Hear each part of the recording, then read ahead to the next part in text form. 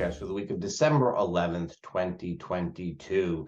It is a week that has one shining aspect in the center of it. And other than that, there's not too much going on. But, and actually that one shining aspect was Sun square Neptune, which sort of suggests that we take a little bit of a break anyway. Get as much of a break as you can this week, because next week is a firecracker. We have the solstice. It's a very special solstice. It's going to get its own video next week. And also the sun will go, the Jupiter will go into Aries next week. And we will have on Tuesday, December 13th, that's this week, a video out for Jupiter in Aries, and it'll go through the overall time of Jupiter in Aries and then have a little bit of advice or whatever you want to call it for each sign. So that's coming this Tuesday before Jupiter goes into Aries, which makes sense in its own way, right? So this week, we start this week with the moon in Leo, trine to the sun. It still has enough lunar energy. It's in fun Leo, hopefully fun Leo.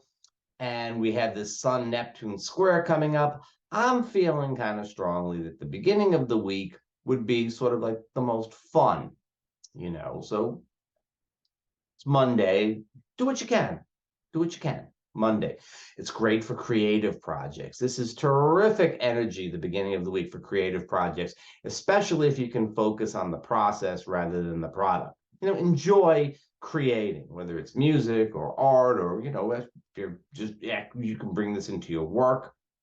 It's a very creative time. It's a pretty good vibe for most things. It's a great period of time for meditation or to go for a meandering walk in the woods or something along those lines. It's just, let serendipity roll because the sun is going to square Neptune. And so we're not really so sure what's going on. This Neptunian energy that's been very big since the very end of November, the Neptune station on December 3rd and the full moon on December 8th, all kind of distort things a little bit, make it hard to do things on a practical level. And this is sort of the last pop of Neptunian energy for a while. And it's quite a pop because the sun square Neptune can get you to believe all kinds of things that you might otherwise not believe. It's a more internal energy than we might expect. I'm sure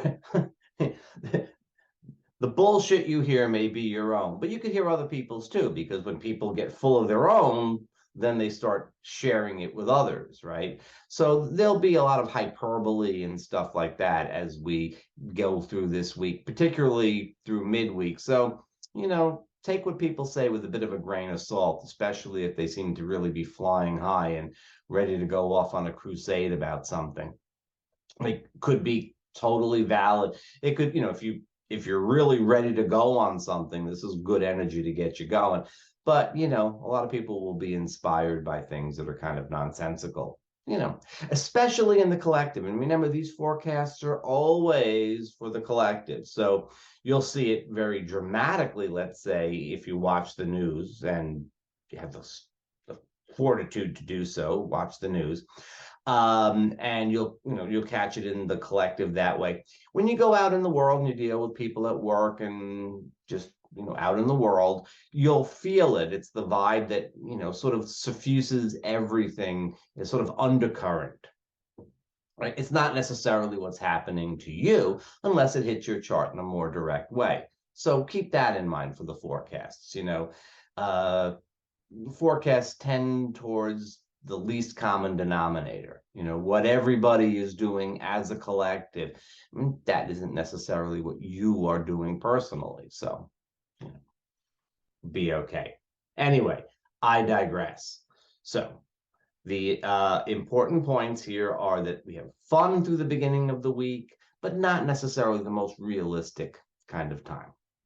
Okay. Once we get to that last quarter moon and go forward Thursday and Friday, I suppose Saturday if you must, if you have any practicalities to take care of, that would be the better time to do it. It's nice that it's after the Sun-Neptune square, and it is before the sort of charged energy around the solstice that we have. It's a very interesting week next week. So there's your plan. Beginning of the week is fun, creative, and the stuff that's serious, the stuff that you hear, the stuff that's going on, note it, but don't necessarily buy into it all that much. Later in the week, you're using that for your practicalities, for your making your decisions about things, and it's a good time to be doing that. The moon will be waning at that point. We'll be beyond the last quarter moon. Really good time to wrap up projects. Let's say wrap them up for the, it's a little premature to say so, but it's a pretty good time to wrap up projects for the end of the year, sort of put things in place. Sometime in January, you'll open up the box again and start working on them. So, with the holiday season coming up and all of this type of thing, it's better to do that. Around the end of this week would be good. You might be able to drag that into next week a bit as well. I feel that the energy of the full moon in Virgo, and especially with Mercury in Capricorn now, will help to stem the tide of some of the BS that comes out in the middle part of the week. So that's helpful. But look at it as being, Thursday, Friday, when we're trying to sort of sort things out. It's just when you're going to do something, that's the better time. And then just wait for the video on Jupiter and Aries to come out on Tuesday. Next week, we'll have the forecast video, plus we'll have a special video about the solstice. And this solstice is really a special one. They're all special, but this solstice is going to be a special one. It deserves its own video. And if that isn't a sign of specialness, well, says the Sun square Neptune, I don't know what is.